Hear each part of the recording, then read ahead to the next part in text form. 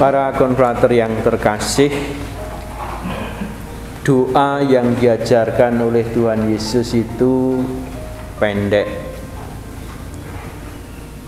Karena pendek, kita bisa mendoakannya ketika antri vaksin misalnya, ketika kita sepedaan, ketika kita jalan kaki,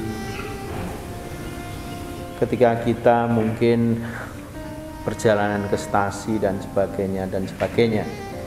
Jadi karena rumusannya yang begitu pendek, memungkinkan kita untuk mudah mengingat dan mendoakannya setiap waktu di mana kita bisa mendoakannya.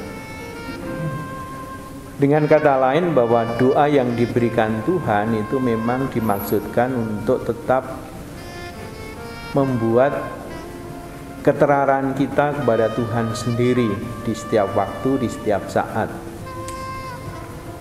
mengarahkan kita untuk punya hidup yang selalu terhubung dengan Tuhan.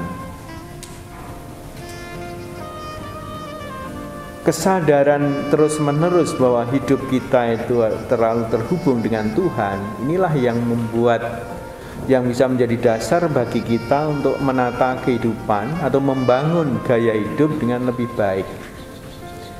Kita bisa mengambil contoh misalnya bacaan pertama, kekecewaan Yunus karena Tuhan tidak memberikan hukuman kepada Niniwe. Kemudian tetapi di lain pihak dia kecewa ketika Tuhan merusak pohon jarak yang menjadi tempat dia berteduh. Nah, ini merupakan cermin ketika keterhubungan dengan Tuhan itu putus, maka Yunus juga tidak mampu untuk melihat tatanan nilai mana yang lebih penting, mana yang tidak, mana yang tentu saja harus diberi tempat dan mana yang tidak perlu. Jadi tatanan nilai, hierarki nilai itu kemudian amburadul karena memang keterhubungan dengan Tuhan itu bermasalah di situ. Nah, doa Bapa kami tidak sekedar yang pendek itu tidak sekedar merawat keterhubungan kita dengan Tuhan, tetapi seluruh isi bacaan itu juga menjadi fondasi dari seluruh gaya hidup kita sebagai misionaris. Karena apa? Karena selain kita itu bisa membangun gaya hidup berkomunitas, gaya hidup yang mengarah kepada panggilan kita untuk mewartakan Injil. Jadi selain karena pendek, karena itu membuat kita terarah, juga isinya itu juga dasar dari gaya hidup kita. Isinya itu adalah juga misi kita sendiri. Jadi kalau kita simak dengan cermat, Bapa dikuduskanlah namamu, datanglah kerajaan. Itulah sebenarnya misi hidup kita. Kita dipanggil oleh Tuhan untuk menghadirkan kerajaan, untuk menguduskan namanya. Berilah kami setiap hari makanan secukupnya.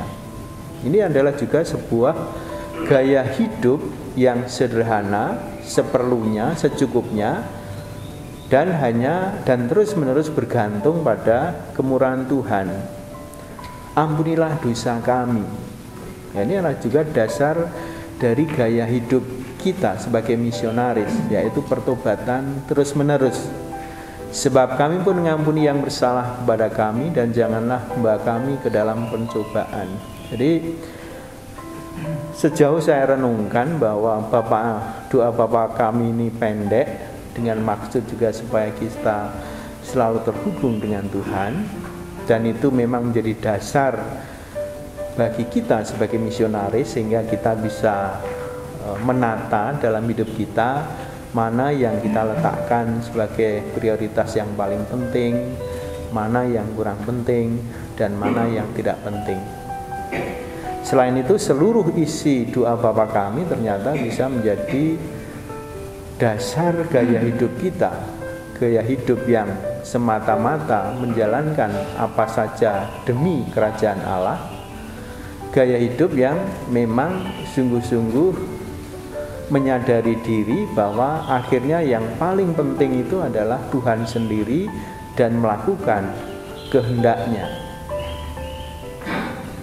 Kalau hidup kita memang selalu terarah kepada Tuhan, selalu sadar dan terhubung dengan Tuhan, maka gaya hidup yang ingin kita bangun, ingin kita kembangkan, baik dalam kehidupan komunitas maupun kehidupan sebagai misionaris, itu sungguh-sungguh bisa kita perjuangkan, kita wujudkan.